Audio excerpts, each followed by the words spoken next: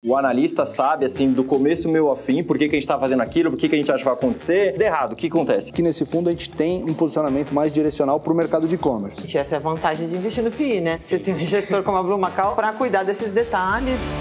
A gente já falou bastante sobre os fundos imobiliários e começamos pelos FIIs de crédito. Mas e os FIIs de tijolos? Você sabe como eles funcionam por trás das cortinas? Então fica aqui porque hoje a gente vai furar essa bolha e vai encontrar um time que entende muito do assunto. Então hoje a Rico vai fundo nos FIIs de logística.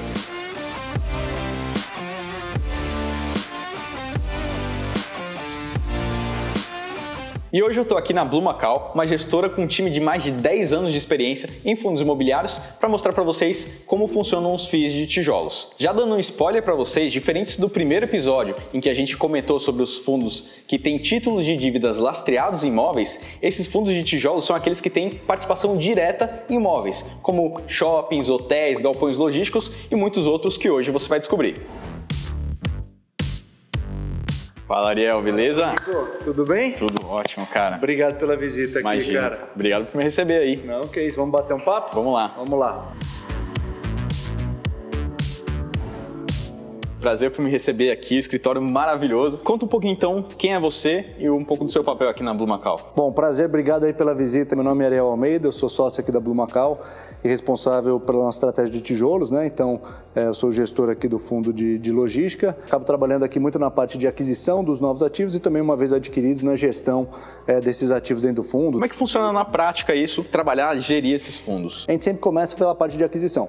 Então, a gente tenta trabalhar aqui na originação de ativos, tentar entender ativos com o perfil que a gente busca, bons inquilinos, resiliência de renda, ativos que têm preços de locação bem defensivos. Após identificar esses targets, normalmente a gente entra na negociação com os vendedores, né? Negociar os documentos definitivos e aí realizar a aquisição. Uma vez adquirido, o ativo vem para o fundo e aí começa o trabalho do dia seguinte, que é fazer a gestão desse ativo imobiliário para tentar maximizar o rendimento para o cotista e entregar o que era o plano da nossa tese de investimento no momento que a gente adquire o ativo.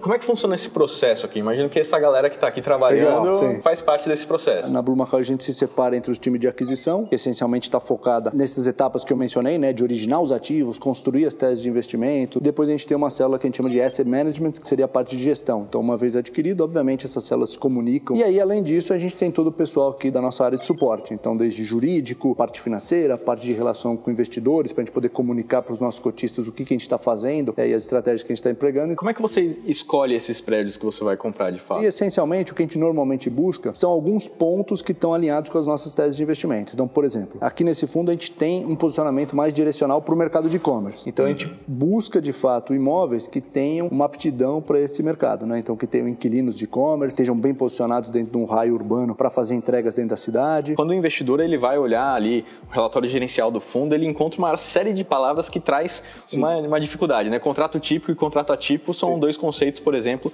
que acabam confundindo bastante. Você pode explicar um pouquinho a vantagem e desvantagem de cada um desses dois tipos de contratos? De uma forma bem simplificada, essencialmente contratos atípicos, você está falando de contratos onde você, muitas vezes, o proprietário abre mão de revisionais de locação, né? E aí eu vou falar um pouco o que é essa revisional. Essencialmente, você está partindo de um valor de locação fixo, que depois é corrigido por inflação anualmente, e em troca disso você tem um contrato que tem um prazo determinado e ele não pode ser rompido antes. Se o inquilino romper o contrato, ele precisa pagar o valor do contrato todo. Enquanto os contratos típicos, muitas vezes você tem as previsões de rescisão previstas, inclusive, em lei, né? Então, você pode pagar uma multa de 3 aluguéis, coisa do tipo. Então, o inquilino tem mais flexibilidade de entrar e de sair, mas, por outro lado, tipicamente, você tem a dinâmica de revisional, que é a cada 3 anos, seu aluguel é marcado a mercado. Isso pode implicar um aumento do aluguel para o inquilino. E aproveitando essa questão, como é que você escolhe esses inquilinos? Como é que você prospecta ele? Tem uma negociação? Isso é super importante para a gente, porque, assim, a gente é um fundo, de fato, de ativos AAA com inquilinos AAA. Então, seria a máxima qualidade ali. Exatamente. Os inquilinos que a gente tem no fundo hoje, a gente está falando de Via Varejo, a gente está falando de Mercado Livre, de Dafit, de Toyota. Então, a gente está sempre buscando e olhando muito o risco de crédito do inquilino. E, além de tudo, tem aquele ponto que eu mencionei para você, que é o direcionamento para o e-commerce. Então, a gente está, de fato, buscando posicionar o portfólio voltado para o e-commerce. Então, a gente está privilegiando também ativos que estão alocados para empresas de e-commerce. Hoje, mais ou menos 80% da receita do fundo vem de inquilinos de e-commerce, né? Esse mercado deve ter algum tipo de risco, né? Imagino imagino que vacância seja algo que possa preocupar vocês, então, que seria o caso de você não ter um inquilino naquele local, aí você tem menos renda, isso impacta bastante no preço da cota, por exemplo. Esse é um ponto super importante, porque assim, como qualquer ativo imobiliário, a partir do momento que ele está vago, muitas vezes ele deixa de ser um ativo e ele passa a ser um passivo. Você começa a ter, não só você não recebe receita, como você tem que pagar custo condominial, você tem que pagar IPTU, etc. Por isso que é importante realmente a gente estar em boas localizações e com bons ativos, para a gente mitigar esse risco de vacância a longo prazo. Obviamente você pode ter uma vacância pontual aqui e ali, e uma forma também de mitigar isso são contratos atípicos, que a gente até estava falando antes. Então você travando contratos atípicos, você tem também uma previsibilidade de renda importante aí e de ocupação importante ao longo período. Mas acho que o ponto da vacância, ainda mais para um fundo imobiliário que busca renda, é crítico. Acho que você tocou num ponto super importante. Pô, eu fiquei bastante interessado. Tem como eu conhecer um desses galpões que vocês têm? Com certeza, podemos ir no galpão no BMLog São Bernardo do Campo. Pô, vai ser um prazer te receber lá. Inclusive tem a pessoa perfeita aqui do time, a Celina, para te levar lá para fazer a visita. Pô, vamos lá então, Celina. Bora?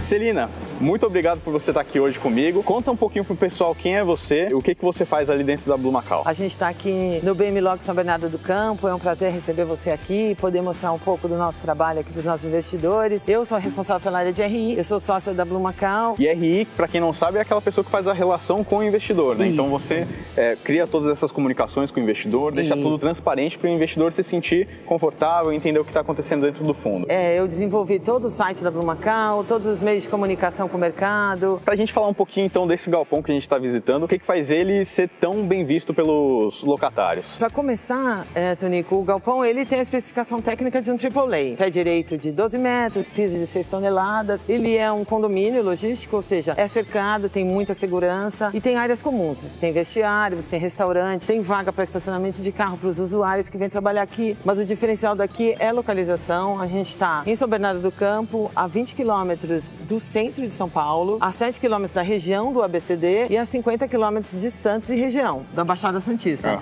Então, nossos inquilinos aqui é o Mercado Livre e a Toyota, Empilhadeiras. O Mercado Livre, ele usa essa área como um last mile, porque ele faz o que a gente chama de cross-docking. Então, o caminhão chega com a mercadoria e sai as vans do outro lado e é 24 horas. Este last mile que a Celina falou é isso, um caminhão chega carregado de mercadoria, enquanto os carros estão pegando e saindo por outra vans, portaria. Minivans, já então, carrega e já é uma entrega. Logística dentro desse centro de logística. É né? isso, é Sensacional. isso. Celina, comenta pra gente então um pouquinho desses diferenciais que são importantes para essas empresas aqui. A área de docas, elas têm niveladoras. Ela é adaptável a qualquer tipo de caminhão que chega aqui. Além disso, na área de docas também você tem uma marquise, o que protege essa área de carregar e descarregar de chuvas, de mau tempo e de tudo.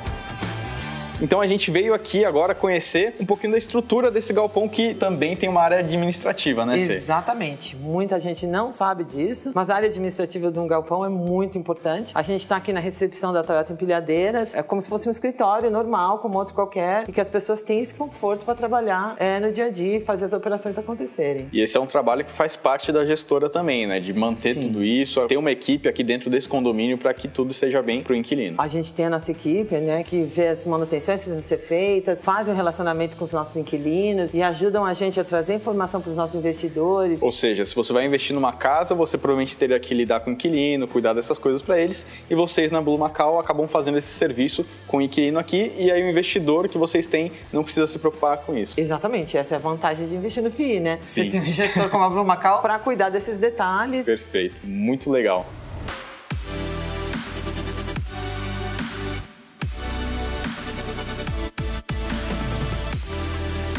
Fala pessoal, então a gente acabou de voltar do galpão logístico, lá a gente furou essa bolha para mostrar na prática como é que funciona um galpão e a gente voltou agora para a Blue Macau para conversar um pouco com o gestor do FEDAC. FEDAC, obrigado por me receber, bom falar contigo. E a gente quer mostrar agora como é que funciona a gestão na prática, mas antes, se apresenta, conta um pouquinho da história da Blue Macau. A gente tem um pouco mais de 2 anos, né? A gente está com alguma coisa perto de 3 bilhões de reais sob gestão. E nossa história, assim, passa por um spin-out do que era a Blackstone para a América Latina, né? Então a gente era o time da Blackstone, que é uma das maiores gestoras do mundo, aqui para a região, e a gente resolveu fazer um spin-out porque a gente não conseguia encaixar o tamanho do cheque com o tamanho do mercado. Deixa a gente separar aqui, a gente faz fundos com o tamanho do mercado. E falando um pouquinho sobre os fundos de logística, o que impacta, o que acontece no dia a dia dia de uma gestora? Como é que funciona na prática? Uma das primeiras coisas que a gente monitora aqui é condições de mercado, oferta e demanda. Então, isso aqui é super importante. A gente gosta de situações onde você tem menos variáveis para dar errado, né? Então, assim, tudo que a gente olha, a gente fala, bom, tudo bem, se der errado, o que acontece? Como é que ele fica? Ele ainda é sustentável, não é? Esse tipo de coisa no mercado imobiliário, até pelo fato das coisas terem valor absoluto, é muito mais fácil de você medir, né? E falando um pouco mais do dia a dia da gestão, o que acontece dentro de um fundo imobiliário? Como que um gestor atua? Os analistas conversam com você, traz informação? Como que é esse dia a dia? A gente tem comitês onde a gente dá oportunidade para analista, estagiário, todo mundo opinar, e aí a gente justamente vai tentando pegar a melhor solução, né? E a melhor ideia em cima de tudo isso.